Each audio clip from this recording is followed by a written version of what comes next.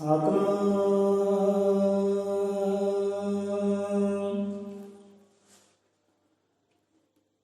ਵਹੀ ਏਕ ਬ੍ਰਹਮ ਵਹੀ ਏਕ ਬ੍ਰਹਮ ਵਹੀ ਏਕ ਬ੍ਰਹਮ ਅਜ਼ਰ ਅਮਰੇਂਡੋਲ ਨਿਸ਼ਚਲ ਪੁਰਸ਼ੋਤਮ ਸਰਬਗੁਣ ਸ਼੍ਰੀ ਗੁਰੂ ਵਾਲਮੀਕ ਭਗਵਾਨ ਜੀ ਸਯਾ ਸਚਰਾਚਰ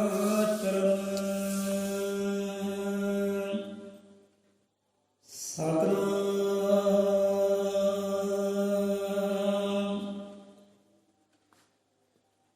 ਸਤਿਨਾਮ ਸਤਿ ਕਰਤਾਰ ਤੂੰ ਹੀ ਨਿਰੰਕਾਰ ਤੂੰ ਹੀ ਨਿਰੰਕਾਰ ਤੂੰ ਹੀ ਨਿਰੰਕਾਰ ਅਜ਼ਰ ਅਮਰ ਤ੍ਰਿਕਾਲਦਰਸ਼ੀ ਸ਼੍ਰੀ ਗੁਰੂ ਵਾਲਮੀਕ ਭਗਵਾਨ ਜੀ ਮਹਾਰਾਜ ਸਹਾਇ ਸ਼ਬਦ ਗੁਰੂ ਮਹਾਰਾਜ ਸਹਾਇ। ਸੋ ਹਾਜ਼ਰ ਹੋਏ ਰੱਬ ਦੇ ਪਿਆਰਿਆਂ ਨੂੰ ਅਤੇ ਘਰਾਂ ਵਿੱਚ ਸਾਜੀ ਬਰਾਜੀ ਰੱਬ ਦੀ ਸੰਗਤ ਨੂੰ, ਰੱਬ ਦੇ ਜੀਵਾਂ ਨੂੰ ਕੋਟ ਪ੍ਰਣਾਮ ਹੈ। ਜੈ ਗੁਰਦੇਵ, ਧੰਨ ਗੁਰਦੇਵ, ਜੈ ਭੀਮ, ਜੈ ਪਰ, ਜੈ ਸੰਵਿਧਾਨ, ਜੈ ਮੂਲ ਨਿਵਾਸੀ, ਜੈ ਵਾਲਮੀਕੀ, ਸਭ ਜੀਵਾਂ ਨੂੰ ਸਤਿ ਸ਼੍ਰੀ ਅਕਾਲ। ਸਭ ਤੋਂ ਪਹਿਲਾਂ ਤਾਂ ਸਤਿਗੁਰੂ ਮਹਾਰਾਜ ਨੇ ਅਪਾਰ ਰਹਿਮਤ ਕਿਰਪਾ ਕੀਤੀ ਹੈ। ਸਤਿਗੁਰੂ ਮਹਾਰਾਜ ਗੁਰਦਾਤੇ ਆਪਣੇ ਪਿਆਰਿਆਂ ਤੋਂ, ਆਪਣੇ ਬੱਚਿਆਂ ਤੋਂ ਸੇਵਾਦਾਰੀ ਲੈ ਰਹੇ ਹਨ, ਸੇਵਾ ਕਰਵਾ ਰਹੇ ਹਨ। ਸੋ ਦਾਤਾ ਜੀ ਮਹਾਰਾਜ ਹਰ ਰੋਜ਼ ਹੀ ਆਪਣੇ ਜੀਵਾਂ ਦੀ ਸ਼ਬਦਾਂ ਰਾਹੀਂ, ਆਪਣੇ ਕਥਾ ਕਹਾਣੀ ਰਾਹੀਂ ਹਰ ਰੋਜ਼ ਹੀ ਸੇਵਾ ਕਰਦੇ ਹਨ। ਇਹ ਸੇਵਾ ਬੰਦਗੀ ਬਖਸ਼ੀ ਕਰਦੇ ਹਨ।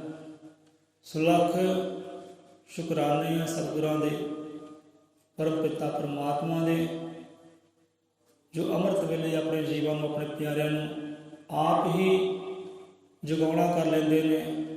ਨਾਮ ਸਿਮਰਨ ਨਾਲ, ਸੇਵਾ ਬੰਦਗੀ ਨਾਲ ਜੋੜਨਾ ਕਰ ਲੈਂਦੇ ਨੇ। ਸੋ ਲੱਖ ਸ਼ੁਕਰਾਨੇ ਉਹਨਾਂ ਆਤਮਾਵਾਂ ਦੇ, ਪਵਿੱਤਰ ਰੂਹਾਂ ਦੇ, ਸਤਿਗੁਰਾਂ ਦੇ। ਸੋ ਸਤਿਗੁਰਾਂ ਵੱਲੋਂ ਅਸੀਸਾਂ ਵਰਦਾਨ ਉਸ ਬੱਚੀ ਨੂੰ ਦਾਤਾ ਜੀ ਨੇ ਦਿੱਤੀਆਂ ਹਨ, ਜਿਸ ਬੱਚੀ ਦਾ ਅੱਜ ਜਨਮ ਦਿਹਾੜਾ ਹੈ। ਸੋ ਕਿਰਪਾ ਕਰੇ ਮਹਾਰਾਜ ਜੀਆਂ ਤੇ ਮੇਰੇ ਭਰੇ ਹੱਥ ਰੱਖੇ, ਸਭ ਨੂੰ ਮਤ ਸਮਤ ਬਖਸ਼ੀ ਕਰੇ ਅਤੇ ਪਰਿਵਾਰ ਨੂੰ ਸਤਿਗੁਰਾਂ ਪਾਸੋਂ, ਗੁਰੂ ਸ਼ਬਦ ਪਾਸੋਂ, ਸੇਵਾਦਾਰਾਂ ਪਾਸੋਂ ਲੱਖ ਮੁਬਾਰਕਾਂ। ਦਾਦਾ ਜੀ ਚੜ੍ਹਦੀ ਕਲਾ ਬਖਸ਼ੀ ਕਰ, ਨਾਮ ਸਿਮਰਨ ਦੇ ਭੰਡਾਰੇ ਬਖਸ਼ੀ ਕਰੇ। ਸੋ ਅੱਜ ਦੀ ਵਿਚਾਰਧਾਰਾ ਤੇ ਆਉਂਦੇ ਹਾਂ। ਸੋ ਵਿਚਾਰ ਕਰਨ ਤੋਂ ਪਹਿਲਾਂ ਖਿਮਾ ਦੇ ਜਾਚਕਾਂ, ਇੱਕ ਵਾਰ ਨਹੀਂ ਲੱਖ ਵਾਰ ਖਿਮਾ ਦੇ ਜਾਚਕਾਂ। ਜੇ ਕਿਸੇ ਦੇ ਮਨ ਨੂੰ ਠੇਸ ਲੱਗੇ ਤਾਂ ਇਹ ਗੱਲ ਤਾਂ ਸੱਚੀ ਹੈ, ਦਾਤਾ ਜੀ ਸੱਚੋ ਸੱਚੀ ਬਿਆਨ ਕਰਦੇ ਨੇ। ਸੋ ਅੱਜ ਵੀ ਬਾਣੀ ਪੜ੍ਹਦੇ ਹਾਂ। ਵਿਚਾਰ ਤਾਂ ਕੱਲ੍ਹ ਦਾ ਹੀ ਸੀ, ਕੱਲ੍ਹ ਮਨ 'ਚ ਵਿਚਾਰ ਆਇਆ ਸੀ, ਪਰ ਚਲੋ ਮਨ ਨੂੰ ਮਾਰਿਆ ਨਹੀਂ ਕੀਤਾ ਕਿ ਚਲੋ ਠੇਸ ਲੱਗੇਗੀ। ਪਰ ਦਾਤਾ ਜੀ ਉੱਥੇ ਆਪ ਠੇਸ ਦੇ ਰਹੇ ਨੇ। ਹੁਣ ਉਹੀ ਵਿਚਾਰ, ਉਹੀ ਗੱਲਬਾਤ ਇੱਕ ਨਹੀਂ, ਦੋ ਨਹੀਂ, ਤਿੰਨ ਨਹੀਂ, ਚਾਰ ਵਾਰ ਬਾਣੀ ਵਿੱਚ ਆਈ ਹੈ। ਬਾਣੀ ਪੜ੍ਹਦੇ ਜੇ ਚਾਰ ਵਾਰ ਉਹ ਵਿਚਾਰ ਆਏ ਨੇ, ਬਾਣੀ ਆਈ ਹੈ, ਤਾਂ ਸਾਂਝੀ ਕਰ ਹੀ ਲੈਂਦੇ ਆ। ਬਾਰ ਬਾਰ ਮਹਾਰਾਜ ਜ਼ੋਰ ਦਿੰਦੇ ਨੇ, ਕਿਉਂਕਿ ਕਿਸੇ ਦਾ ਬਲ ਨਹੀਂ ਹੈ ਕੋਈ ਚਾਰ ਸ਼ਬਦ ਵੀ ਬੋਲ ਜਾਵੇ, ਉਹਦੇ ਗਾਉਣ ਵੀ ਗਾ ਜਾਵੇ, ਇਹ ਕਿਸੇ ਦਾ ਬਲ ਨਹੀਂ ਹੈ। ਉਹ ਕਰਨ ਕਰਾਵਨ ਸਤਿਗੁਰੂ ਮਹਾਰਾਜ ਆਪ ਹੀ ਹੈ। ਅਜ਼ਰ ਅਮਰ ਤ੍ਰਿਕਾਲਦਰਸ਼ੀ ਵਾਲਮੀਕ ਭਗਵਾਨ ਕਰਨ ਕਰਾਵਨ ਖੁਦ ਪਰਮੇਸ਼ਰ ਬਖਸ਼ ਰਹੇ ਦਾਸਾਂ ਨੂੰ ਮਾਣ। ਉਹ ਕਰਨ ਕਰਾਵਣਾ, ਬੋਲਣ ਬੁਲਾਉਣ ਵਾਲਾ ਉਹ ਆਪ ਹੀ ਹੈ। ਇਨਸਾਨ ਦੀ ਇੰਨੀ ਹਸਤੀ ਨਹੀਂ ਹੈ ਕੁਝ ਬੋਲ ਜਾਵੇ। ਸੁਬਾਣੀ ਪੜ੍ਹਦਿਆਂ ਚਾਰ ਵਾਰ ਭੁੱਖ ਤੇ ਪਿਆਸ ਦਾ ਜ਼ਿਕਰ ਆਇਆ। ਭੁੱਖ ਤੇ ਪਿਆਸ ਚਾਰ ਵਾਰ। ਕਹਿੰਦੇ ਵੇਦਾਂ ਦੇ ਦੀਦਾਰ ਜਾਂ ਕੀਤੇ ਹੋ ਸਨਮੁਖ, ਵੇਦਾਂ ਦੇ ਦੀਦਾਰ ਜਾਂ ਬਾਣੀਆਂ ਦੇ, ਗ੍ਰੰਥਾਂ ਦੇ, ਪਾਠ ਪੋਥੀਆਂ ਦੇ ਜਿਹਨਾਂ ਨੇ ਦੀਦਾਰੇ ਕੀਤੇ, ਉਹ ਗਿਆਨ ਰੂਪੀ ਅੱਖਰਾਂ ਦੇ ਜਿਹਨਾਂ ਨੇ ਦੀਦਾਰੇ ਕੀਤੇ, ਵੇਦਾਂ ਦੇ ਦੀਦਾਰ ਜਾਂ ਕੀਤੇ ਹੋ ਸਨਮੁਖ, ਤਨ ਮਨ ਸ਼ੀਤਲ ਹੋ ਗਿਆ, ਲੈ ਗਈ ਦਿਲ ਦੀ ਭੁੱਖ। ਕਿ ਦਿਲਾਂ ਦੀਆਂ ਸਾਰੀਆਂ ਭੁੱਖਾਂ ਹੀ ਮਿਟ ਗਈਆਂ ਜਿਨ੍ਹਾਂ ਨੇ ਗਿਆਨ ਰੂਪੀ ਅੱਖਰਾਂ ਦੇ ਦਰਸ਼ਨ ਦਾਰੇ ਕਰ ਲਏ, ਉਹਨਾਂ ਅੱਖਰਾਂ ਦੇ ਨਾਲ ਵਿਚਾਰ ਕਰ ਲਏ, ਉਹਦੇ ਸੋਹਲੇ ਗਾਣੇ ਉਹਦੀ ਸਿੱਧ ਨਾਲ ਜੁੜ ਗਏ, ਉਹਨਾਂ ਦੀ ਜਨਮ ਦੀ ਪਿਆਸ ਸੀ, ਜਨਮ ਦੀ ਭੁੱਖਾਂ ਹੀ ਮਿਟ ਗਈਆਂ।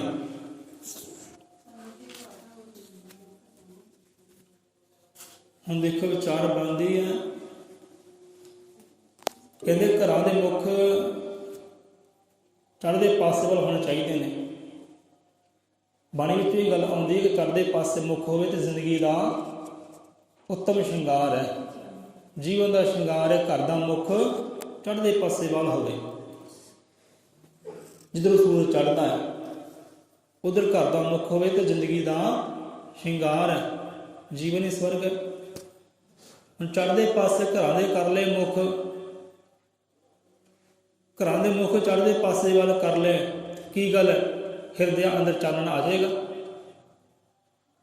ਉਹ ਸੂਰਜ ਦਾ ਪ੍ਰਕਾਸ਼ ਹਿਰਦੇ ਅੰਦਰ ਆ ਜਾਏਗਾ, ਸਮਾ ਜਾਏਗਾ? ਤਾਂ ਨਹੀਂ।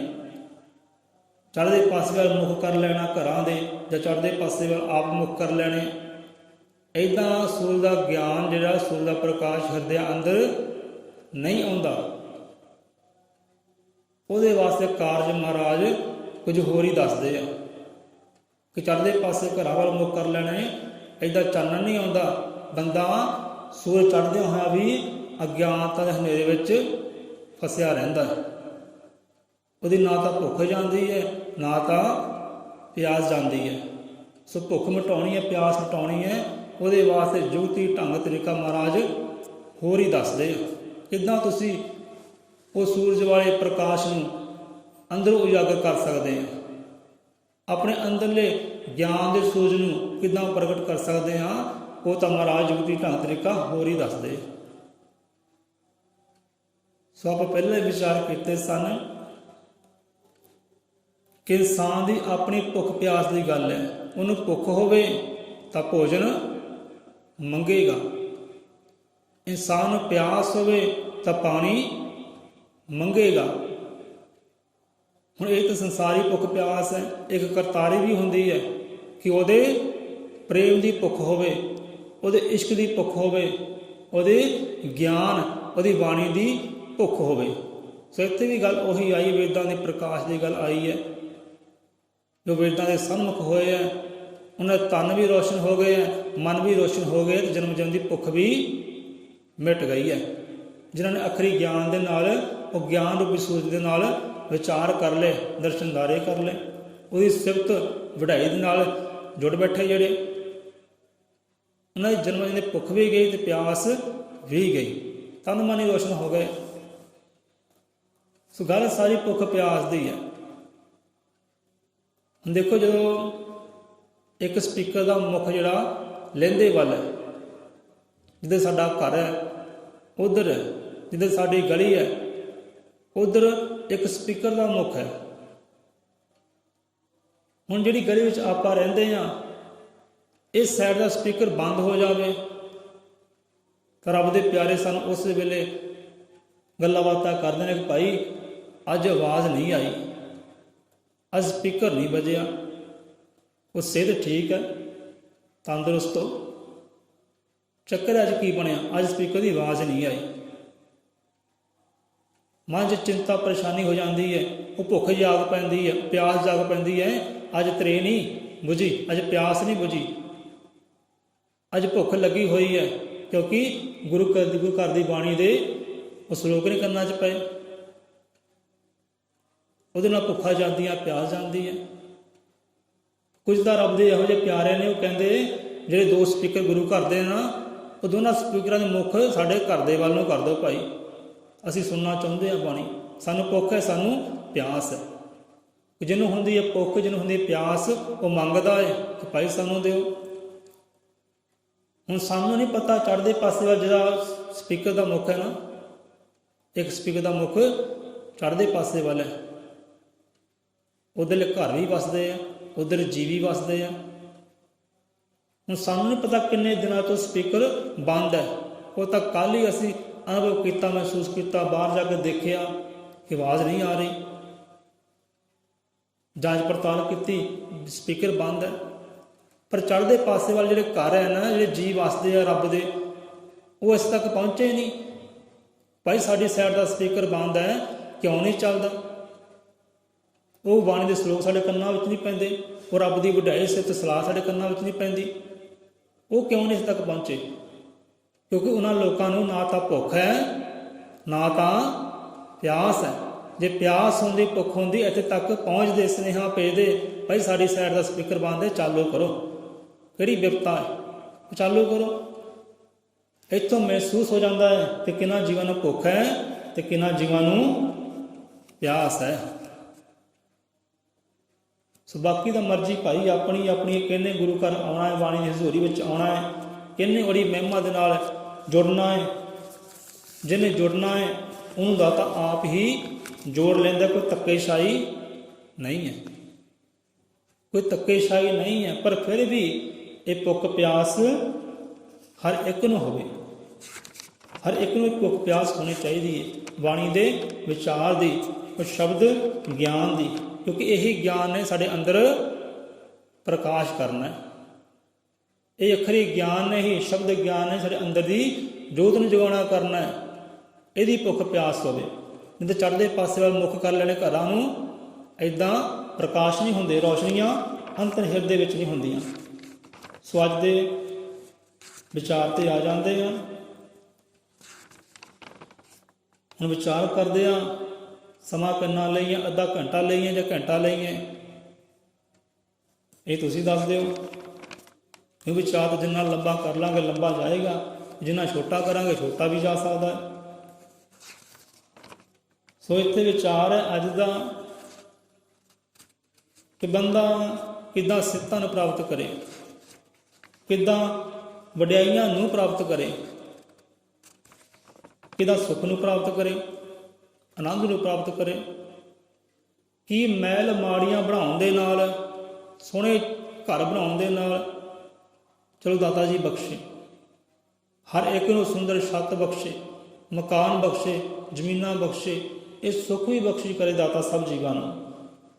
ਪਰ ਇੱਥੇ ਵਿਚਾਰ ਬਣਦੀ ਹੈ, ਗੁਰੂ ਬਾਣੀ ਸਾਨੂੰ ਸਮਝਾਉਂਦੀ ਹੈ ਕਿ ਭਾਈ ਕੀ ਮਹਿਲ ਮਾੜੀਆਂ ਦੇ ਨਾਲ, ਘਰ ਦੇ ਅੰਦਰ ਗੱਡੀਆਂ ਹੋਣ, ਬਾਈਕ ਹੋਵੇ, ਧੀਆਂ ਪੁੱਤਰ ਹੋਣ, ਬੇਅੰਤ ਭੰਡਾਰੇ ਹੋਣ, ਜਗੀਰਾਂ ਹੋਣ, ਜ਼ਮੀਨਾਂ ਹੋਣ, ਸੰਸਾਰੀ ਹਰ ਸੁੱਖ ਹੋਵੇ, ਹਰ ਸਾਧਨ ਘਰ ਦੇ ਅੰਦਰ ਹੋਵੇ। ਕੀ ਗੱਲ ਹੈ? ਸੰਸਾਰੀ ਸੁੱਖ, ਸੰਸਾਰੀ ਪਦਾਰਥ, ਮਹਿਲ ਮਾੜੀਆਂ, ਸ਼ੀਸ਼ਿਆਂ ਵਰਗੇ ਪਰਦਿਆਂ ਨਾਲ ਜੜੇ ਹੋਏ ਘਰ-ਬਾਰ, ਸੋਹਣਾ ਗਲੀ ਮਹੱਲਾ, ਕੀ ਇਹ ਜੀਵਨ ਅੰਦਰ ਧਾਰਨ ਕਰਨ ਦੇ ਨਾਲ ਆਨੰਦ ਆ ਜਾਏਗਾ, ਸੁੱਖ ਬਣੇਗਾ? ਇਹ ਵਿਚਾਰ ਕਰੀਏ। ਜਾਂ ਕਿਹੜਾ ਤਰੀਕਾ ਹੈ, ਕਿਹੜੇ ਪਦਾਰਥ ਹੈ ਜਿਸ ਨੂੰ ਗ੍ਰਹਿਣ ਕਰਨ ਦੇ ਨਾਲ ਜੀਵਨ ਅੰਦਰ ਸੁੱਖ ਆਉਂਦਾ ਹੈ, ਆਨੰਦ ਆਉਂਦਾ ਹੈ। ਸੋ ਬਾਣੀ ਦੇ ਸਲੋਕ ਆਪਾਂ ਲੈਂਦੇ ਹਾਂ, ਵਿਚਾਰ ਕਰਦੇ ਹਾਂ ਕਿ ਦਾਤਾ ਜੀ ਸਾਨੂੰ ਕੀ ਸਮਝਾਉਂਦੇ, ਸਤਿਗੁਰ ਸਾਨੂੰ ਕੀ ਸਮਝਾਉਂਦੇ ਆ, ਸਭ ਜੀਵਾਂ ਨੂੰ ਕੀ ਸਮਝਾਉਂਦੇ ਆ। ਕਹਿੰਦੇ ਸੁੱਖ ਨਹੀਂ ਬਹੁਤਾ ਧਨ ਖਾਟੇ, ਸੁੱਖ ਨਹੀਂ ਬਹੁਤਾ ਧਨ ਖਾਟੇ। ਕਹਿੰਦੇ ਪਿਆਰਿਆ, ਇਹ ਸੰਸਾਰ ਦਾ ਜਿੰਨਾ ਚਾਹੇ ਤੂੰ ਅਰਬਾਂ ਖਰਬਾਂ ਲੱਖਾਂ ਕਰੋੜਾਂ ਧਨ ਇਕੱਠਾ ਕਰ ਲੈ, ਧਨ ਇਕੱਠਾ ਕਰ ਲੈ, ਸਮੇਟ ਲੈ, ਖਜ਼ਾਨੇ ਭਰ ਲੈ, ਪਰ ਜਿਸ ਨੂੰ ਆਨੰਦ ਕਹਿੰਦੇ ਨਾ, ਸੁੱਖ ਕਹਿੰਦੇ ਆ, ਪਰਮ ਸੁੱਖ ਜਿਹਨੂੰ ਕਹਿੰਦੇ ਆ, ਉਸ ਸਾਰੀ ਧਨ ਇਕੱਠਾ ਕਰਨ ਦੇ ਨਾਲ ਤੇਰੇ ਹਿਰਦੇ ਅੰਦਰ ਨਹੀਂ ਆਉਣਾ। ਉਹ ਪਰਮ ਸ਼ਾਂਤੀ ਜਿਹਨੂੰ ਕਹਿੰਦੇ ਆ, ਉਹ ਪਰਮ ਸ਼ਾਂਤੀ ਤੇਰੇ ਹਿਰਦੇ ਅੰਦਰੋਂ ਉਤਪੰਨ ਪੈਦਾ ਨਹੀਂ ਹੋਣੀ। ਭਾਵੇਂ ਤੂੰ ਲੱਖ ਕਰੋੜਾਂ ਅਰਬਾਂ ਖਰਬਾਂ ਇਕੱਠੇ ਕਰ ਲੈ, ਜਗੀਰਾਂ ਭਰ ਲੈ, ਖਜ਼ਾਨੇ ਭਰ ਲੈ, ਇੱਦਾਂ ਨਹੀਂ ਕਹਿੰਦੇ। ਸੁੱਖ ਨਾਹੀਂ ਬਹੁਤਾ ਧਨ ਖਾਟੇ, ਬੇਅੰਤ ਖਜ਼ਾਨੇ ਇਕੱਠੇ ਕਰ ਲੈ, ਬੈਂਕਾਂ ਵਿੱਚ ਭਰ ਲਏ ਆਪਣੇ ਲੋਕਰ ਅਰਬਾਂ ਖਰਬਾਂ ਦੇ ਨਾਲ, ਪਰ ਇੱਦਾਂ ਤੋਂ ਪਰਮ ਸੁੱਖ ਦੀ ਪ੍ਰਾਪਤੀ ਨਹੀਂ ਕਰ ਸਕਦਾ। ਉਹ ਜਿਹਨੂੰ ਸ਼ਾਂਤੀ ਕਹਿੰਦੇ ਆ, ਟਿਕਾਊ ਕਹਿੰਦੇ ਆ, ਉਹ ਟਿਕਾਊ, ਉਹ ਸ਼ਾਂਤੀ, ਉਹ ਪਰਮ ਸੁੱਖ, ਪਰਮ ਆਨੰਦ ਤੇਰੇ ਹਿਰਦੇ ਅੰਦਰ ਕਦੀ ਪੈਦਾ ਹੋ ਹੀ ਨਹੀਂ ਸਕਦਾ। ਸੁੱਖ ਨਹੀਂ ਬਹੁਤਾ ਤਨ ਖਾਟੇ, ਸੁੱਖ ਨਹੀਂ ਭੇਖੇ ਨਿਤ ਨਾਟੇ। ਹੁੰਦੇ ਤਾਂ ਦੇਖੋ ਭਾਈ ਜਿਹਨਾਂ ਕੋਲ ਮਹਿਲ ਮਾੜੀਆਂ ਹੈ ਨਾ, ਜ਼ਗੀਰਾਂ ਹੈ, ਜ਼ਮੀਨਾਂ ਹੈ, ਬੇਅੰਤ ਭੰਡਾਰੇ ਹੈ, ਲੱਖਾਂ ਹੀ ਹੈ, ਉਹਨਾਂ ਨੂੰ ਪੁੱਛੋ ਜਾ ਕੇ, ਦੇਖੋ ਕਿਤੇ ਉਹਨਾਂ ਦੀ ਚਾਲ, ਉਹਨਾਂ ਦੀ ਬੋਲ ਦੇਖੋ, ਬਾਣੀ ਦੇਖੋ, ਕਰਮ ਦੇਖੋ, ਕੀ ਗੱਲ ਉਹਨਾਂ ਅੰਦਰ ਆਨੰਦ ਹੈ, ਕੀ ਅੰਦਰ ਉਹਨਾਂ ਅੰਦਰ ਸੁੱਖ ਹੈ, ਕੀ ਪਹੁੰਚ ਗਏ ਉਹ ਪਰਮਾਤਮਾ ਤੱਕ, ਕਰ ਲਏ ਮੇਲ ਮਿਲਾਪ? ਤਾਂ ਨਹੀਂ। ਉਹ ਬਹੁਤੇ ਧਨ ਵਾਲੇ ਵੀ, ਜ਼ਗੀਰਾਂ ਵਾਲੇ ਵੀ, ਮਹਿਲ ਮਾੜੀਆਂ ਵਾਲੇ ਵੀ ਅੰਦਰੋਂ ਕਲਪੇ ਪਏ ਆ, ਕਲਪੇ ਉਹ ਵੀ ਰੋਂਦੇ ਕਲਾਉਂਦੇ ਅੰਦਰੋਂ ਦੁਖੀ ਹੈ। ਮਨ ਟਿਕਾਊ ਨਹੀਂ ਹੈ, ਹਿਰਦਾ ਟਿਕਾਊ ਨੇ, ਉਹ ਵੀ ਭਟਕਣਾ ਵਿੱਚ ਹੈ, ਪਾਓ ਕੇ ਦੁੱਖਾਂ ਵਿੱਚ ਅੰਦਰ ਸ਼ਾਂਤੀ ਨਹੀਂ ਹੈ। ਉਹਨਾਂ ਨੂੰ ਕਈ ਦੁੱਖ ਲੱਗੇ ਹੋਏ ਹੈ, ਨਹੀਂ ਤਾਂ ਬਹੁਤੇ ਧਨ ਵਾਲੇ ਤਾਂ ਬਹੁਤੇ ਦਵਾਈਆਂ ਤੇ ਲੱਗੇ ਹੋਏ ਹੈ, ਬਹੁਤੇ ਦਵਾਈਆਂ ਤੇ ਲੱਗੇ ਹੋਏ ਆ। ਸਵੇਰੇ ਉੱਠਦੇ ਪਹਿਲਾਂ ਦਰਸ਼ਨਦਾਰੇ ਦਵਾਈਆਂ ਦੇ ਕਰਦੇ ਆ, ਕਿ ਆਹ ਖਾਲੀ ਪੇਟ ਖਾਣੀ ਹੈ, ਸ਼ਾਮ ਨੂੰ ਖਾਣੀ, ਦੁਪਹਿਰ ਨੂੰ ਖਾਣੀ, ਪਹਿਲਾਂ ਦਵਾਈਆਂ ਦੇ ਦਰਸ਼ਨਦਾਰੇ ਹੁੰਦੇ ਆ। ਸਤਿਗੁਰੂ ਦੇ ਤਾਂ ਕਿਤੇ ਜਾ ਕੇ ਬਾਅਦ 'ਚ ਹੁੰਦੇ ਆ, ਕਿਤੇ ਜਾ ਕੇ ਬਾਣੀ ਨਾਲ ਜੁੜਦੇ ਆ। ਬੜੇ ਦੁੱਖ ਹੈ ਜਿਹੜੇ ਧਨਵਾਨ ਲੋਕਾਂ ਨੂੰ ਵੀ ਘੇਰਿਆ ਹੋਇਆ ਉਹਨਾਂ ਦੁੱਖਾਂ ਨੇ, ਬੜੇ ਦੁੱਖ ਹੈ, ਸੁੱਖ ਨਹੀਂ ਹੈ, ਸ਼ਾਂਤੀ ਨਹੀਂ ਹੈ। ਨਹੀਂ ਤਾਂ ਬਹੁਤੇ ਧਨ ਵਾਲੇ ਵੀ ਇੱਦਾਂ ਦੇ ਹੁੰਦੇ ਹੈ, ਕੋਈ ਉਹਨਾਂ ਦਾ ਨਾ ਮੇਲ ਮਿਲਾਪ ਨਹੀਂ ਕਰਨਾ ਚਾਹੁੰਦਾ, ਕੋਈ ਹੱਥ ਨਹੀਂ ਮਿਲਾਉਣਾ ਚਾਹੁੰਦਾ, ਕੋਈ ਸੰਗੀ ਸਾਥੀ ਨਹੀਂ ਉਹਨਾਂ ਬਣਨਾ ਚਾਹੁੰਦਾ। ਬੇਸ਼ੱਕ ਉਹਨਾਂ ਕੋਲ ਧਨ ਹੈ, ਦੌਲਤਾਂ ਹੈ, ਜ਼ਗੀਰਾਂ ਹੈ, ਪਰ ਜਿਹੜਾ ਗਰੀਬ ਬੰਦਾ ਹੈ ਉਹ ਸਾਹਮਣੇ ਵੀ ਜਾਣਾ ਚਾਹੁੰਦਾ ਉਸ ਬੰਦੇ ਦੇ, ਕਿ ਨਹੀਂ ਮੈਂ ਤਾਂ ਮੱਥਾ ਵੀ ਨਹੀਂ ਵੇਖਣਾ। ਧਨ ਦੌਲਤਾਂ ਦਾ ਮਾਲਕ ਹੈ। ਫਿਰ ਕਾਰਨ ਕੀ ਹੈ? ਜੋ ਗਰੀਬ ਬੰਦਾ ਉਹਦੇ ਨਾਲ ਹੱਥ ਨਹੀਂ ਮਿਲਾਉਣਾ ਚਾਹੁੰਦਾ, ਉਹਦੇ ਗਲੀ ਮਹੱਲੇ ਨਹੀਂ ਜਾਣਾ ਚਾਹੁੰਦਾ, ਹੈ ਧਨਵਾਨ ਹੈ, ਅਮੀਰ ਹੈ, ਜਾਗੀਰ ਹੈ, ਕਿਉਂਕਿ ਉਹਦੇ ਕੋਲ ਉਹ ਗੁਣ ਹੀ ਹੈ ਨਹੀਂ। ਬੰਦੇ ਕੋਲ ਧਨ ਤਾਂ ਹੈ, ਮਹਿਲ ਮਾੜੀਆਂ ਤਾਂ ਹੈ, ਜ਼ਮੀਨਾਂ ਤਾਂ ਹੈ, ਪਰ ਉਹ ਗੁਣ ਹੈ ਨਹੀਂ ਜਿਨ੍ਹਾਂ ਗੁਣਾਂ ਕਰਕੇ ਉਹਦੀ ਸੋਭਾ ਹੋਣੀ ਹੈ, ਵਡਿਆਈ ਹੋਣੀ ਹੈ, ਸਾਰਿਆਂ ਨੂੰ ਉਹਨੂੰ ਆਪਣਾ ਸਮਝਣਾ, ਸੰਗੀ ਸਾਥੀ ਸਮਝਣਾ, ਗਲੇ ਲਗਾਉਣਾ, ਹੱਥ ਮਿਲਾਉਣਾ ਹੈ। ਉਹ ਹੱਥ ਮਿਲਾਉਣ ਵਾਲੇ ਉਹਦੇ ਅੰਦਰ ਗੁਣ ਨਹੀਂ ਹੈ, ਧਨ ਜ਼ਰੂਰ ਹੈ। ਜਿਹਦੇ ਅੰਦਰ ਉਹ ਗੁਣ ਹੈ ਨਹੀਂ ਗੇ, ਉੱਥੇ ਸੁੱਖ ਕਿੱਦਾਂ ਹੋਵੇ, ਸ਼ਾਂਤੀ ਕਿੱਦਾਂ ਹੋਵੇ? ਸੋ ਉਹਨਾਂ ਜੀਵਾਂ ਅੰਦਰ ਵੀ ਸ਼ਾਂਤੀ ਨਾਮ ਦਾ ਪਦਾਰਥ ਨਹੀਂ ਹੈ, ਪਰਮ ਸੁੱਖ ਵਾਲਾ ਪਦਾਰਥ ਨਹੀਂ ਹੈ। ਬੇਸ਼ੱਕ ਉਹਨਾਂ ਕੋਲ ਧਨ ਹੈ, ਦੌਲਤ ਹੈ, ਮਹਿਲ ਮਾੜੀਆਂ ਹੈ, ਸੁੱਖ ਨਹੀਂ ਹੈ। ਸਤਿਗੁਰ ਸਮਝਾਉਂਦੇ ਪਿਆਰਿਆ, ਸੁੱਖ ਨਾਹੀਂ ਬਹੁਤਾ ਧਨ ਖਾਟੇ। ਸੰਸਾਰ ਦੇ ਜਿੰਨੇ ਮਰਜ਼ੀ ਖਜ਼ਾਨੇ ਇਕੱਠੇ ਕਰ ਲੈ, ਮਾਇਆ ਇਕੱਠੀ ਕਰ ਲੈ, ਪਰ ਫਿਰ ਵੀ ਤੂੰ ਆਨੰਦ ਨਹੀਂ ਪਾ ਸਕਦਾ, ਸੁੱਖ ਨਹੀਂ ਪਾ ਸਕਦਾ, ਸ਼ਾਂਤੀ ਨਹੀਂ ਪਾ ਸਕਦਾ, ਹਿਰਦੇ ਵਾਲੀ ਟਿਕ ਨਹੀਂ ਸਕਦਾ। ਜਾਂ ਦੱਸੋ ਕਿਹੜਾ ਧਨਵਾਨ ਹੈ ਜਿਹੜਾ ਟਿਕ ਗਿਆ ਹੈ? ਅਜੇ ਵੀ ਦੌੜਾਂ ਲੱਗੀਆਂ ਹੋਈਆਂ, ਦੌੜ ਤੇਰੀ ਬੀਤੇ ਉਮਰੀਆ ਫਿਰੇ ਮੰਜ਼ਲ ਦੂਰਾ। ਸੁਖ ਨਾਹੀ ਬਹੁਤਾ ਤਨ ਖਾਟੇ, ਸੁਖ ਨਾਹੀ ਭੇਖੇ ਨਿਤ ਨਾਟੇ। ਹੁਣ ਕਈ ਵਾਰ ਇੱਦਾਂ ਹੁੰਦਾ, ਟੀਵੀ ਵੇਖਦੇ ਆ, ਕਹਿੰਦੇ ਚਲੋ ਕੋਈ ਫਿਲਮ ਵੇਖਦੇ ਆ 2-2.5 ਘੰਟੇ ਦੀ, ਮਨ ਨੂੰ ਸ਼ਾਂਤੀ ਆਏਗੀ, ਮਨ ਨੂੰ ਸੁੱਖ ਆਏਗਾ, ਚਲੋ ਮੁੱਖ ਤੇ ਹੱਸੀ ਆਏਗੀ। ਦੁੱਖਾਂ ਵਿੱਚ ਦਿਨ ਬੀਤ ਗਿਆ ਹੈ, ਜਦੋਂ 2-2.5 ਘੰਟੇ ਕੋਈ ਸੀਰੀਅਲ ਦੇ ਵੇਖਦੇ ਆ, ਕੋਈ ਫਿਲਮ ਵੇਖਦੇ ਆ, ਕੋਈ ਕਮੇਡੀ ਵਾਲਾ ਸੀਰੀਅਲ ਵੇਖਦੇ ਆ, ਕਮੇਡੀ ਫਿਲਮ ਦੇਖਦੇ ਆ, ਮੁੱਖ ਤੇ ਹੱਸੀ ਆਏਗੀ, ਮੁਸਕਾਨ ਆਏਗੀ, ਥੋੜ੍ਹੀ ਚਿੰਤਾ ਪਰੇਸ਼ਾਨੀ ਦੂਰ ਹੋਏਗੀ। ਬਹੁਤੇ ਧਨਵਾਨ ਵੀ ਚਿੰਤਾ ਵਿੱਚ ਗ੍ਰਸਤ ਹੈ, ਪਰੇਸ਼ਾਨੀਆਂ ਵਿੱਚ ਗ੍ਰਸਤ ਹੈ, ਕਿ ਚਲੋ ਕੁਝ ਸਮੇਂ ਵਾਸਤੇ ਟੀਵੀ ਵੇਖਦੇ ਹਾਂ, ਸੀਰੀਅਲ ਵੇਖਦੇ ਹਾਂ, ਫਿਲਮ ਵੇਖਦੇ ਹਾਂ, ਕੋਈ ਕਮੇਡੀ ਵੇਖਦੇ ਹਾਂ, ਤਾਂ ਜੋ ਮਨ ਅੰਦਰ ਸ਼ਾਂਤੀ ਆ ਜਾਏ, ਸੁੱਖ ਆ ਜਾਏ, ਮੁੱਖ ਤੇ ਹੱਸੀ ਮੁਸਕਾਨ ਆ ਜਾਏ, ਸੁੱਖ ਆ ਜਾਏ। ਚਲੋ ਬੰਦਾ ਵੇਖਣ ਬਹਿ ਗਿਆ, ਸੀਰੀਅਲ ਕਮੇਡੀ ਸੀਰੀਅਲ ਵੇਖਣ ਬਹਿ ਗਿਆ, ਕੀ ਗੱਲ, ਕਮੇਡੀ ਸੀਰੀਅਲ ਵੇਖਣ ਦੇ ਨਾਲ ਅੰਦਰ ਸੁੱਖ ਆ ਜਾਏਗਾ? ਉਹ ਨਾਟਕ ਉਹ ਨੌਚ ਗਾਣੇ ਵੇਖਣ ਦੇ ਨਾਲ ਸੁੱਖ ਆ ਜਾਏਗਾ। ਹੁਣ ਦੇਖੋ ਕਈ ਵਾਰ ਇੱਦਾਂ ਹੁੰਦਾ, ਕਿਤੇ ਮੇਲਾ ਹੁੰਦਾ, ਪ੍ਰੋਗਰਾਮ ਹੁੰਦਾ, ਕਲਾਕਾਰ ਆਉਂਦੇ ਆ, ਸਿੰਗਰ ਲੋਕ, ਗਾਇਕ ਲੋਕ ਆਉਂਦੇ ਨੇ, ਨੱਚਣ ਵਾਲੇ ਵੀ ਉਹਨਾਂ ਨਾਲ ਹੁੰਦੇ ਆ ਕਿ ਚਲੋ ਭਾਈ ਫਲਾਣੇ ਥਾਂ 'ਤੇ ਮੇਲਾ ਹੈ, ਸਾਰਾ ਸਮਾਂ ਦਿਨ ਦੁੱਖਾਂ ਵਿੱਚ ਲੰਘ ਗਿਆ, ਚਲੋ ਨਾਚ ਗਾਣੇ ਵੇਖ ਕੇ ਆਉਂਦੇ ਆ, ਉਹ ਨੱਚਦੀਆਂ ਵੇਖਾਂਗੇ, ਹੱਸੀ ਆਏਗੀ, ਮੁਸਕਾਨ ਆਏਗੀ, ਥੋੜ੍ਹੀ ਰੌਣਕ ਬਣੇਗੀ। ਰੌਣਕ ਬਣੀ, ਹੱਸੀ ਆਈ, ਉਹ ਨਾਚ ਗਾਣੇ ਵੇਖੇ ਸੁਣੇ ਤੇ ਥੋੜ੍ਹੀ ਹੱਸੀ ਆਈ ਚਿਹਰੇ ਉੱਤੇ, ਖੁਸ਼ੀ ਆਈ ਚਿਹਰੇ ਉੱਤੇ। ਪਰ ਕਿੰਨਾ ਚਿਰ, ਕਿ ਜਿੰਨਾ ਚਿਰ ਉਹ ਪ੍ਰੋਗਰਾਮ ਚੱਲਦਾ ਰਿਹਾ, ਨਾਚ ਗਾਣੇ ਚੱਲਦੇ ਰਹੇ, ਨੱਚਣ ਟੱਪਣ ਉਹ ਚੱਲਦੇ ਰਹੇ, ਉਹਨਾਂ ਚਿਰ ਤਾਂ ਰਿਹਾ ਸੁੱਖ ਦੇ ਵਿੱਚ। ਜਦੋਂ ਹੋ ਗਿਆ ਪ੍ਰੋਗਰਾਮ ਬੰਦ, ਫਿਰ ਉਹੀ ਵਿਪਤਾ, ਉਹੀ ਪਰੇਸ਼ਾਨੀਆਂ, ਉਹੀ ਦੁੱਖ, ਉਹੀ ਸੰਕਟ। ਸੁੱਖ ਫੇਰ ਵੀ ਨਹੀਂ, ਜਿਹਨੂੰ ਸਦੀਵੀ ਸੁੱਖ ਕਹਿੰਦੇ ਆ, ਸਦੀਵੀ ਸੁੱਖ ਫੇਰ ਵੀ ਨਹੀਂ, ਆਨੰਦ ਫੇਰ ਵੀ ਨਹੀਂ। ਤੇ ਇਹੋ ਜਿਹੇ ਨ੍ਰਿਤ ਨਾਟਕ ਕਰਨੇ ਕੀ ਹੈ? ਸੁੱਖ ਨਾਹੀ ਭੇਖੇ ਨ੍ਰਿਤ ਨਾਟੇ। ਨਾਟੇ ਤੋਂ ਭਾਵ ਨਾਟਕ, ਸੀਰੀਅਲ ਕਹਿ ਲਓ, ਫਿਲਮਾਂ ਕਹਿ ਲਓ। ਨ੍ਰਿਤ ਤੋਂ ਭਾਵ ਹੁੰਦਾ ਕਿ ਨੱਚਣਾ ਗਾਉਣਾ। ਫਿਲਮਾਂ ਵਿੱਚ ਕੀ ਹੁੰਦਾ ਹੈ? ਨੱਚਦੇ ਆ, ਗਾਉਂਦੇ ਆ, ਇੱਕ ਦੂਜੇ ਨੂੰ ਹੱਸਦੇ ਆ, ਰਲਾਉਂਦੇ ਆ। ਭੇਖੇ ਤੋਂ ਭਾਵ ਕਿ ਦੇਖਣਾ। ਤੂੰ ਬੇਸ਼ੱਕ ਕਹਿੰਦੇ ਵੇਖ ਲੈ, ਨੱਚਣ ਗਾਉਣੇ ਵੇਖ ਲੈ, ਇਹ ਨਾਟਕ ਸੀਰੀਅਲ ਫਿਲਮਾਂ ਵੇਖ ਲੈ, ਪਰ ਫਿਰ ਵੀ ਤੇਰੇ ਅੰਦਰ ਉਹ ਸੁੱਖ ਨਾਮ ਵਾਲਾ ਪਦਾਰਥ ਨਹੀਂ ਆ ਸਕਦਾ ਪਿਆਰਿਆ। ਸੁਖ ਨਾਹੀ ਬਹੁਤਾ ਤਨ ਖਾਟੇ, ਸੁਖ ਨਾਹੀ ਭੇਖੇ ਨ੍ਰਿਤ ਨਾਟੇ। ਤੇ ਸੁਖ ਨਹੀਂ ਬਹੁ ਦੇਸ਼ ਕਮਾਏ, ਸੁਖ ਨਹੀਂ ਬਹੁ ਦੇਸ਼ ਕਮਾਏ।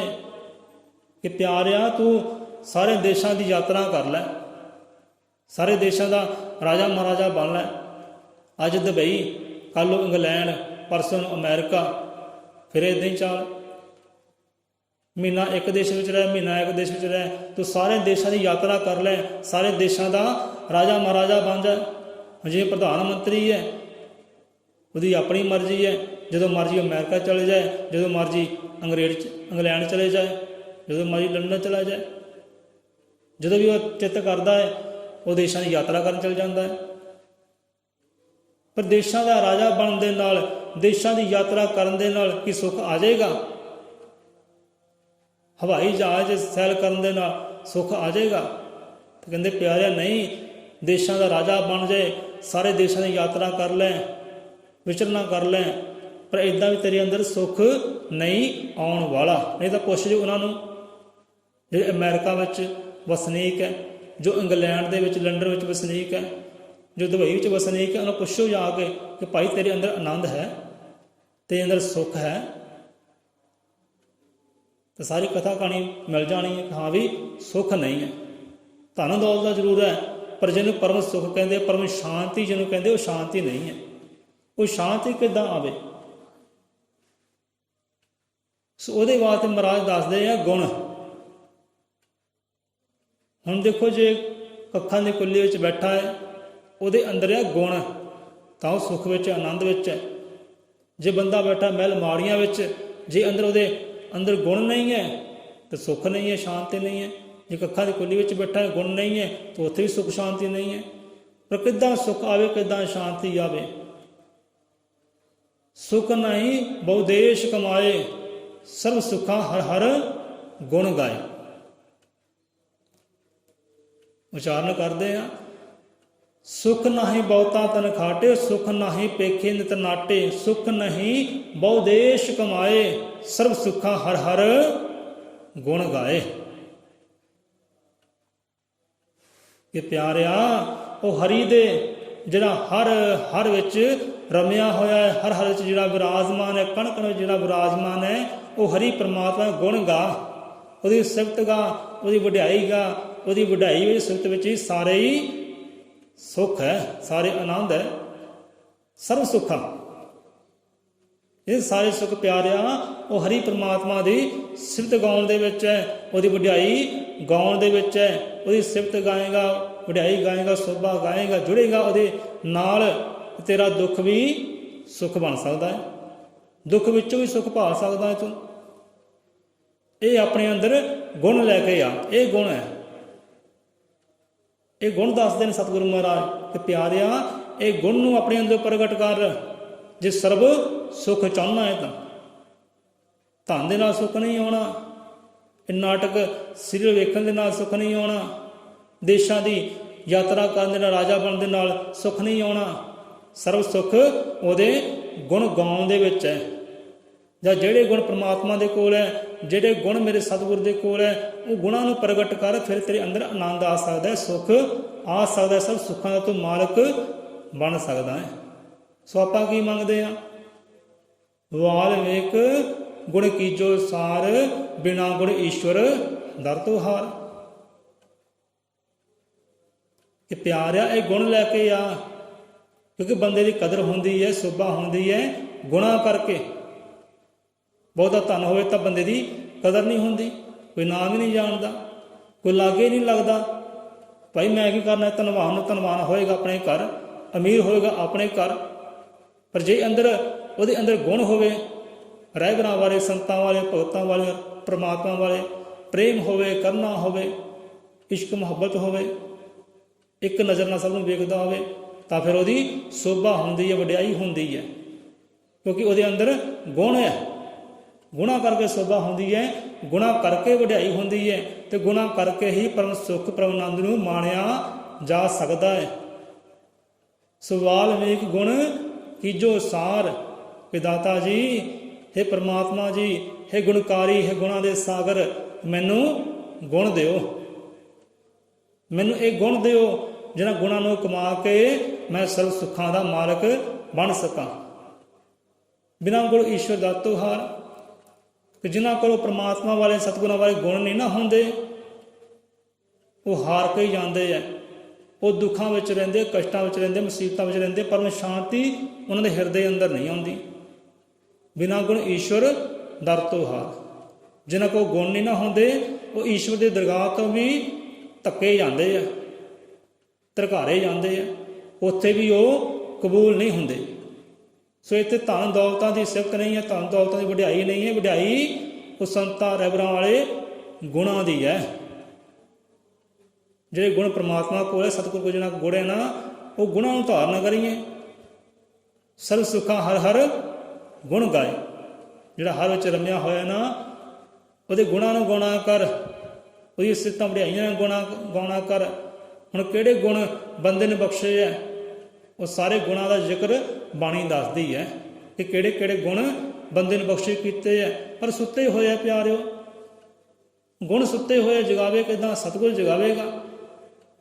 ਸਤਿਗੁਰ ਦੀ ਕਿਰਪਾ ਹੋਵੇ, ਉਹਦੀ ਮਹਿਮਾ ਹੋਵੇ, ਵਡਿਆਈ ਹੋਵੇ, ਗੁਣ ਗਾਣ ਕੀਤੇ ਜਾਣ ਆਪਣੇ ਸਤਿਗੁਰ ਦੇ, ਫਿਰ ਜਾ ਕੇ ਗੁਣ ਉਜਾਗਰ ਹੁੰਦੇ ਆ, ਫਿਰ ਜਾ ਕੇ ਸੋਭਾ ਹੁੰਦੀ ਹੈ। ਹੁਣ ਇੱਥੇ ਮਤਲਬ ਇਹ ਵੀ ਹੈ, ਇੱਥੇ ਭਾਵ ਇਹ ਵੀ ਹੈ ਕਿ ਭਾਈ ਹੁਣ ਗੁਣ ਕਿੱਦਾਂ ਗਾਉਣੇ ਜਾਈ ਜਾਣ? ਆ ਵੀ ਤਾਂ ਗੁਣ ਹੀ ਗਾ ਰਹੇ ਆ ਨਾ। ਸਤਨਾਮ ਬੋਲਦੇ ਆ, ਵਾਲਮੀਕੀ ਬੋਲਦੇ ਆ, ਅੱਲਾ ਬੋਲਦੇ ਆ, ਰਾਮ ਬੋਲਦੇ ਆ, ਤੁਰਦੇ ਫਿਰਦੇ ਵਾਹਿਗੁਰੂ ਵਾਹਿਗੁਰੂ ਵਾਹਿਗੁਰੂ ਬੋਲਦੇ ਆ। ਇਹ ਕੀ ਆ? ਇਹ ਵੀ ਤਾਂ ਗੁਣਗਾਨ ਹੀ ਹੈ ਯਾਰ। ਮੈਂ ਤਾਂ ਗੁਣਗਾਨ ਗਾਉਂਦਾ ਹੈ, ਤੁਰਦਾ ਫਿਰਦਾ ਵਾਹਿਗੁਰੂ ਵਾਹਿਗੁਰੂ ਕਰਦਾ ਹੈ, ਹਰ ਇੱਕ ਨੂੰ ਵਾਹਿਗੁਰੂ ਕਹਿ ਕੇ ਬੁਲਾਉਂਦਾ ਹੈ। ਇਹ ਵੀ ਤਾਂ ਗੁਣਗਾਨ ਹੀ ਕਰਦਾ ਹੈ। ਤੇ ਮੇਰੇ ਅੰਦਰ ਸੁੱਖ ਕਿਉਂ ਨਹੀਂ ਆਇਆ? ਮੇਰੇ ਅੰਦਰ ਆਨੰਦ ਕਿਉਂ ਨਹੀਂ ਆਇਆ? ਇਹ ਬੰਦਾ ਝੂਠਾ ਹੈ, ਇਹ ਬੰਦਾ ਝੂਠਾ ਹੈ। ਐਵੇਂ ਬਿਆਨ ਕਰੀ ਜਾਂਦਾ ਹੈ ਕਿ ਗੁਣ ਗਾਉਣ ਦੇ ਨਾਲ ਸੁੱਖ ਆਉਂਦਾ, ਆਨੰਦ ਆਉਂਦਾ। ਮੈਂ ਤਾਂ ਹਰ ਰੋਜ਼ ਹੀ ਗੁਣ ਗਾਉਣ ਗਾਉਂਦਾ। ਸਵੇਰੇ ਉੱਠਦੇ ਹਾਂ ਵਾਹਿਗੁਰੂ ਵਾਹਿਗੁਰੂ ਕਰਦਾ, ਰਾਮ ਰਾਮ ਕਰਦਾ, ਅੱਲਾ ਅੱਲਾ ਕਰਦਾ, ਸਤਨਾਮ ਸਤਨਾਮ ਕਰਦਾ। ਐਦਾਂ ਨਹੀਂ ਹੈ, ਇਹ ਵੀ ਗੁਣ ਗਾਉਣੇ ਹੀ ਆ, ਪਰ ਐਦਾਂ ਗੁਣ ਨਹੀਂ ਗਾਉਣੇ। ਐਦਾਂ ਤਾਂ ਬਹੁਤ ਗਾਉਂਦੇ ਆ, ਬੜੇ ਇੱਦਾਂ ਗੁਣ ਗਾਉਂਦੇ ਆ। ਇੱਦਾਂ ਕਹਿੰਦੇ ਗੁਣ ਗਾਉਣ ਨਾਲ ਕੁਝ ਨਹੀਂ ਹੋਣਾ, ਸਿਰ ਰਸਨਾ ਤੋਂ ਕੁਝ ਨਹੀਂ ਹੋਣਾ, ਜ਼ਬਾਨ ਤੋਂ ਗੁਣ ਗਾਉਣ ਨਾਲ ਕੁਝ ਨਹੀਂ ਹੋਣਾ। ਬੜੇ ਕੀਰਤਨ ਸੋਹਲੇ ਕਰਦੇ ਆ, ਸਤਸੰਗ ਕਰਦੇ ਆ, ਗੁਣ ਗਾਉਣ ਹੀ ਗਾਉਂਦੇ ਰੱਬ ਦਾ। ਕਹਿੰਦੇ ਐਦਾਂ ਨਹੀਂ, ਐਦਾਂ ਨਹੀਂ ਤੇਰੇ ਅੰਦਰ ਸ਼ਾਂਤੀ ਆਉਣ ਵਾਲੀ। ਗੁਣ ਗਾਉਣੇ ਤੇ ਭਾਵ ਗੁਣ ਗਾਉਣੇ ਆਪਣੇ ਮਨ ਤੋਂ ਗਾਉਣੇ, ਹਿਰਦੇ ਤੋਂ ਗਾਉਣੇ, ਦਿਲ ਤੋਂ ਉਹਦੀ ਸਿਫਤ ਕਰਨੀ, ਹਿਰਦੇ ਤੋਂ ਉਹਦੀ ਵਡਿਆਈ ਕਰਨੀ। ਹੁਣ ਬੰਦਾ ਚਾਹੇ ਸਾਹਮਣੇ ਹੋਵੇ ਚਾਹੇ ਨਾ ਹੋਵੇ, ਬੰਦਾ ਇਕੱਲਾ ਵੀ ਹੋਵੇ, ਇਕੱਲਾ ਵੀ ਉਹਦੇ ਗੁਣ ਗਾਉਣ ਗਾਉਂਦਾ ਹੈ।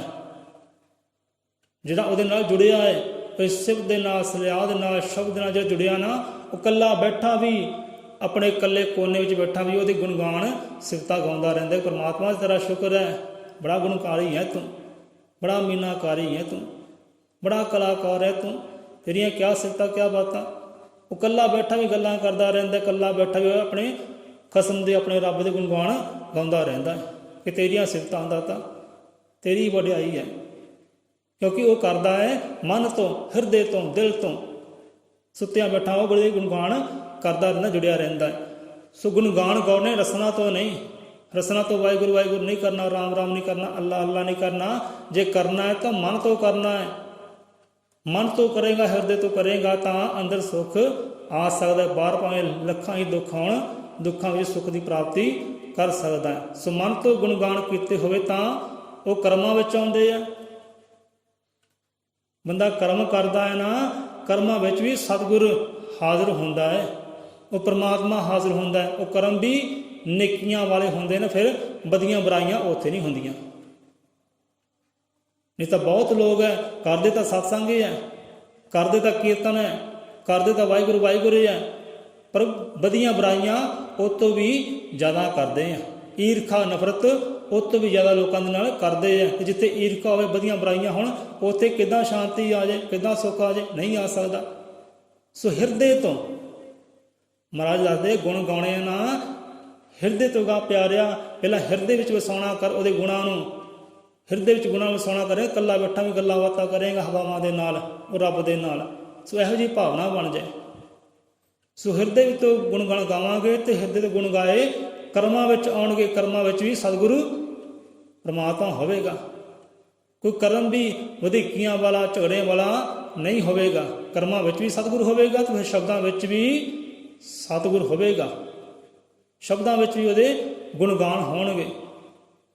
ਇਸ ਵੀ ਪ੍ਰੇਮੀ ਨਾਲ ਗੱਲ ਕਰੇਗਾ ਤਾਂ ਸਤਿਗੁਰ ਦੀ ਮਹਿਮਾ ਹੋਏਗੀ, ਰੱਬ ਦੀ ਮਹਿਮਾ ਹੋਏਗੀ। ਬਾਹਰਲਾ ਭਾਵੇਂ ਜਿੱਦਾਂ ਮਰਜ਼ੀ ਜੀਵ ਕੋਈ ਗੱਲਾਂ ਵਿਚਾਰਾ ਕਰੇ ਤੇ ਤੇਰਾ ਭਾਵਨਾ ਇੱਦਾਂ ਬਣ ਜਾਏਗੀ, ਤੂੰ ਉਹੀ ਜਿਹੇ ਵਿਚਾਰ ਨੂੰ ਰੱਬ ਦੇ ਵੱਲ ਲੈ ਤੁਰੇਗਾ, ਉਹਦੀ ਸਿੱਤਾਂ ਵੱਲ ਲੈ ਤੁਰੇਗਾ। ਇਹਨੂੰ ਕਹਿੰਦੇ ਗੁਣਗਾਉਣ। ਇੱਦਾਂ ਗਾਉਣੇ ਉਹਦੇ, ਉਹਨਾਂ ਦੇ ਗੁਣਗਾਉਣ। ਨਹੀਂ ਤਾਂ ਰਾਮ ਰਾਮ ਤਾਂ ਬਹੁਤ ਕਰਦੇ। ਕਹਿੰਦੇ ਨਾ ਪਾਤਸ਼ਾਹ ਕਿ ਰਾਮ ਰਾਮ ਕਰਤਾ ਸਭ ਜਗ ਫਿਰੇ, ਰਾਮ ਨਾ ਪਾਇਓ ਜਾਏ। ਇੱਦਾਂ ਕਹਿੰਦੇ ਰਾਮ ਨਹੀਂ ਪਾਇਆ ਜਾਂਦਾ। ਇੱਦਾਂ ਰਾਮ ਮਿਲ ਜੇ, ਭਗਵਾਨ ਮਿਲ ਜੇ, ਰੱਬ ਮਿਲ ਜੇ, ਵਾਹਿਗੁਰੂ ਮਿਲ ਜੇ, ਫਿਰ ਤਾਂ ਕੰਮ ਹੀ ਬਹੁਤ ਸੌਖਾ ਹੈ। ਫਿਰ ਤਾਂ ਕੰਮ ਬਹੁਤ ਸੌਖਾ ਹੈ। ਰਾਮ ਰਾਮ ਕਰਤਾ ਸਭ ਜਗ ਫਿਰੇ, ਰਾਮ ਨਾ ਪਾਇਆ ਜਾ। ਇੱਦਾਂ ਕਹਿੰਦੇ ਨਹੀਂ ਪਾਇਆ ਜਾਂਦਾ। ਹਿਰਦੇ ਤੋਂ, ਹਿਰਦੇ ਤੋਂ ਕਰੋ ਜੇ ਕਰਨਾ ਹੈ ਤਾਂ। ਹਿਰਦੇ ਵਿੱਚ ਸਮਾਏਗਾ ਤਾਂ ਉਹ ਮੇਲ ਮਿਲਾਪ ਹੋਣਗੇ। ਇਹ ਤਾਂ ਇੱਕ ਸ਼ਬਦ ਹੋਰ ਆਉਂਦਾ ਹੈ ਬਾਣੀ ਅੰਦਰ, ਸੁਣਿਆ ਸੀ, ਵਿਚਾਰਿਆ ਸੀ। ਕਹਿੰਦੇ ਗੱਲੀ ਜੋਗ ਨਾ ਹੋਏ, ਗੱਲੀ ਜੋਗ ਨਾ ਹੋਏ। ਆਪਾਂ ਵੀ ਗੱਲਾਂ ਹੀ ਕਰਦੇ ਹਾਂ ਨਾ, ਤੁਸੀਂ ਗੱਲਾਂ ਸੁਣਦੇ ਹੋ, ਆਪਾਂ ਗੱਲਾਂ ਕਰਦੇ ਹਾਂ ਸਤਿਗੁਰਾਂ ਦੀਆਂ, ਪਰਮਾਤਮਾ ਦੀਆਂ। ਕਹਿੰਦੇ ਗੱਲਾਂ ਕਰਨ ਦੇ ਨਾਲ ਪਿਆਰਿਆ ਤੇਰੇ ਅੰਦਰ ਸੁੱਖ ਨਹੀਂ ਆ ਸਕਦਾ, ਆਨੰਦ ਨਹੀਂ ਆ ਸਕਦਾ, ਮੇਲ ਮਿਲਾਪ ਨਹੀਂ ਹੋ ਸਕਦਾ। ਗੱਲਾਂ ਕਰਨ ਦੇ ਨਾਲ ਹੀ ਮੇਲ ਮਿਲਾਪ ਨਹੀਂ ਹੁੰਦੇ। ਆਪਾਂ ਵੀ ਗੱਲਾਂ ਹੀ ਕਰਦੇ ਹਾਂ ਨਾ, ਵਿਚਾਰ ਕਰਦੇ ਹਾਂ। ਵਿਚਾਰ ਕਰਨ ਦੇ ਨਾਲ, ਗੱਲਾਂ ਕਰਨ ਦੇ ਨਾਲ ਵੀ, ਗਿਆਨ ਦੀਆਂ ਗੱਲਾਂ ਪੜ੍ਹਨ ਦੇ ਨਾਲ, ਕਰਨ ਦੇ ਨਾਲ ਵੀ ਮੇਲ ਮਿਲਾਪ ਪਰਮ ਸੁੱਖ ਦੇ ਨਾਲ, ਸ਼ਾਂਤੀ ਨਾਲ ਨਹੀਂ ਹੁੰਦੇ। ਉਹਦੇ ਵਾਸਤੇ ਚਾਹੀਦਾ ਕਿ ਗੁਣ ਕੀ ਹੈ? ਗੱਲੀ ਜੋਗ ਨਾ ਹੋਏ। ਜੋਗ ਕਹਿੰਦੇ ਨੇ ਮੇਲ ਮਿਲਾਪ ਨੂੰ। ਜੋਗ ਤੋਂ ਭਾਵ ਮੇਲ ਮਿਲਾਪ। ਪਿਆਰਿਆ ਗੱਲਾਂ ਦੇ ਨਾਲ ਮੇਲ ਮਿਲਾਪ ਨਹੀਂ ਹੁੰਦੇ। ਉਹ ਸ਼ਾਂਤੀ ਦੇ ਨਾਲ, ਸੁੱਖ ਦੇ ਨਾਲ, ਆਨੰਦ ਦੇ ਨਾਲ। ਉਹਦੇ ਵਾਸਤੇ ਗੁਣ ਹੈ ਇੱਕ ਦ੍ਰਿਸ਼ਟ ਕਰ ਸਮ ਕਰ ਜਾਣੇ। ਗੱਲੀ ਜੋਗ ਨਾ ਹੋਏ, ਇੱਕ ਦ੍ਰਿਸ਼ਟ ਕਰ ਸਮ ਕਰ ਜਾਣੇ। ਕਿ ਆਪਣੀ ਨਜ਼ਰ ਨੂੰ ਇੱਕ ਕਰ, ਆਪਣੀ ਅੱਖੀਆਂ ਨੂੰ ਇੱਕ ਕਰ। ਤੇਰੀ ਅੱਖੀਆਂ ਵਿੱਚ, ਤੇਰੀ ਨਜ਼ਰ ਵਿੱਚ, ਤੇਰੀ ਦੇਖਣੀ ਵਿੱਚ ਨਾ ਕੋਈ ਬੁਰਾ ਹੋਵੇ, ਨਾ ਕੋਈ ਭਲਾ ਹੋਵੇ, ਨਾ ਕੋਈ ਵੈਰੀ ਹੋਵੇ, ਨਾ ਕੋਈ ਦੁਸ਼ਮਣ ਹੋਵੇ, ਨਾ ਕੋਈ ਪ੍ਰੇਮੀ ਹੋਵੇ। ਨਾ ਮੇਰਾ ਕੋਈ ਦੋਸਤ, ਨਾ ਕੋਈ ਮੇਰਾ ਮਿੱਤਰ, ਨਾ ਮੇਰਾ ਕੋਈ ਦੁਸ਼ਮਣ, ਤੇ ਨਾ ਕੋਈ ਮੇਰਾ ਵੈਰੀ। ਨਾ ਮੇਰੀ ਨਜ਼ਰਾਂ ਵਿੱਚ ਕੋਈ ਭਲਾ ਹੈ ਤੇ ਨਾ ਕੋਈ ਮੇਰੀ ਨਜ਼ਰਾਂ ਵਿੱਚ ਬੁਰਾ ਹੈ। ਸਾਰਿਆਂ ਨੂੰ ਇੱਕ ਸਮਾਨ ਜਾਣ। ਕੋਈ ਸੰਤਾਂ ਗੁਰੂਆਂ ਰਹਿ ਨਾ, ਸਾਰਿਆਂ ਨੂੰ ਇੱਕ ਸਮਾਨ ਹੀ ਜਾਣਿਆ, ਸਮ ਕਰ ਜਾਣਿਆ। ਜਿਹੜੇ ਸਮ ਕਰ ਜਾਣਦੇ ਨਾ, ਉਹੀ ਮੇਲ ਮਿਲਾਪ ਸ਼ਾਂਤੀ ਦੇ ਨਾਲ, ਆਨੰਦ ਦੇ ਨਾਲ ਕਰਦੇ ਹੈ। ਇਹ ਗੁਣ ਦੱਸਿਆ ਮਹਾਰਾਜ ਨੇ। ਗੱਲੀ ਜੋਗ ਨਾ ਹੋਏ, ਇੱਕ ਦ੍ਰਿਸ਼ਟ ਕਰ ਸਮ ਕਰ ਜਾਣ। ਸਮ ਕਹਿੰਦੇ ਨੇ ਬਰਾਬਰ ਨੂੰ। ਕੀ ਆਪਾਂ ਵੇਖਦੇ ਹਾਂ ਕਿ ਸਾਰਿਆਂ ਨੂੰ ਬਰਾਬਰ ਦ੍ਰਿਸ਼ਟੀ ਦੇ ਨਾਲ? ਅਸੀਂ ਕਹਿੰਦੇ ਨਹੀਂ, ਆਹ ਯਾਰ ਇਨਸਾਨ ਜਿਹੜਾ ਚੰਗਾ ਹੈ, ਆਹ ਇਨਸਾਨ ਮਾੜਾ ਹੈ, ਮੂਰਖ ਹੈ।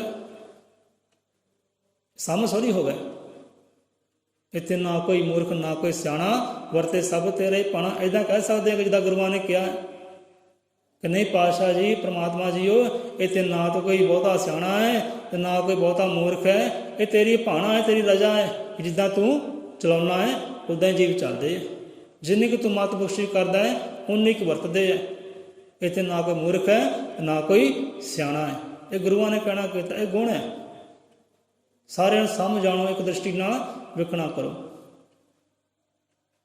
ਹੁਣ ਜਿਹਦੇ ਕੋਲ ਬੜਾ ਧਨ ਹੋਵੇ, ਦੇਖਣ ਵਾਲਾ ਕਹਿੰਦਾ ਯਾਰ ਬਹੁਤ ਸੁਖੀ ਹੈ, ਇਹ ਕੋਲ ਗੱਡੀ ਹੈ, ਬੰਗਲਾ ਹੈ, ਬਾਈਕ ਹੈ, ਧੀਆਂ ਪੁੱਤਰ ਵੀ ਰੱਬ ਨੇ ਦਿੱਤੇ ਹੈ, ਇਹ ਬੜਾ ਆਨੰਦ ਵਿੱਚ ਹੈ, ਸੁੱਖ ਵਿੱਚ ਹੈ। ਉਹ ਸਾਨੂੰ ਵੇਖਣ ਨੂੰ ਲੱਗਦਾ ਕਿ ਉਹ ਸੁਖੀ ਹੈ, ਆਨੰਦ ਵਿੱਚ ਹੈ, ਪਰ ਉਹ ਆਨੰਦ ਹੁੰਦਾ ਨਹੀਂ ਹੈ, ਉਹ ਸੁਖੀ ਹੁੰਦਾ ਨਹੀਂ ਹੈ। ਸੁੱਖ ਉਹਦੇ ਗੁਣ ਗਾਉਣ ਦੇ ਨਾਲ ਹੀ ਆਉਂਦੇ ਹੈ। ਉਹਦੀ ਸਿਫਤ ਸਲਾਈ ਗਾਉਣ ਦੇ ਨਾਲ ਹੀ, ਪੜ੍ਹਨ ਦੇ ਨਾਲ, ਵਿਚਾਰਨ ਦੇ ਨਾਲ ਹੀ ਹਿਰਦੇ ਅੰਦਰ ਸ਼ਾਂਤੀ ਆਉਂਦੀ, ਸੁੱਖ ਆਉਂਦਾ, ਆਨੰਦ ਆਉਂਦਾ। ਉੱਦਾਂ ਨਹੀਂ ਆਉਂਦਾ। ਸੋ ਗੁਣਾਂ ਦੀ ਇੱਥੇ ਕਦਰ ਹੈ, ਗੁਣਾਂ ਦੀ ਸਿਫਤ ਹੈ, ਗੁਣਾਂ ਦੀ ਵਡਿਆਈ ਹੈ। ਸੋ ਗੁਣ ਗਾਉਣੇ ਆ ਰਸਨਾ ਤੋਂ ਨਹੀਂ, ਜ਼ੁਬਾਨ ਤੋਂ ਨਹੀਂ, ਹਿਰਦੇ ਤੋਂ, ਮਨ ਤੋਂ। ਚਾਹੇ ਜ਼ੁਬਾਨ ਹਿੱਲੇ ਚਾਹੇ ਨਾ ਹਿੱਲੇ, ਅੰਦਰ ਗੱਲਾਂ ਬਾਤਾਂ ਚੱਲਦੀਆਂ ਰਹਿਣੇ ਚਾਹੀਦੀਆਂ। ਕੋਈ ਸਿਫਤ ਚੱਲਦੀ ਰਹਿਣੀ ਚਾਹੀਦੀ ਹੈ, ਉੱਠਦਿਆਂ ਬੈਠਦਿਆਂ ਸ਼ਾਮ ਸਵੇਰੇ। ਕਹਿੰਦੇ ਅੰਤਰ ਚਿੰਤਾ ਨੈਣੀ ਸੁਖੀ, ਮੂਲ ਨਾ ਉਤਰੇ ਭੁੱਖ। ਇੱਥੇ ਦੇਖੋ ਭੁੱਖ ਦੀ ਗੱਲ ਆ ਗਈ ਨਾ, ਇੱਥੇ ਭੁੱਖ ਦੀ ਗੱਲ ਆ ਗਈ। ਗੱਲ ਤਾਂ ਯਾਰ ਭੁੱਖ ਦੀ ਹੈ ਨਾ, ਪਿਆਸ ਦੀ ਹੈ। ਜਿਹਦੇ ਕੋਈ ਭੁੱਖ ਹੋਵੇ, ਪਿਆਸ ਹੋਵੇ, ਉਹ ਪਦਾਰਥ ਮੰਗਦਾ, ਭਾਈ ਮੈਨੂੰ ਦਿਓ, ਮੈਂ ਚਾਹੁੰਦਾ। ਜਿਹਦੇ ਅੰਦਰ ਚਾਹ ਹੀ ਨਹੀਂ, ਉਹ ਮੰਗੇ ਕਿੱਦਾਂ?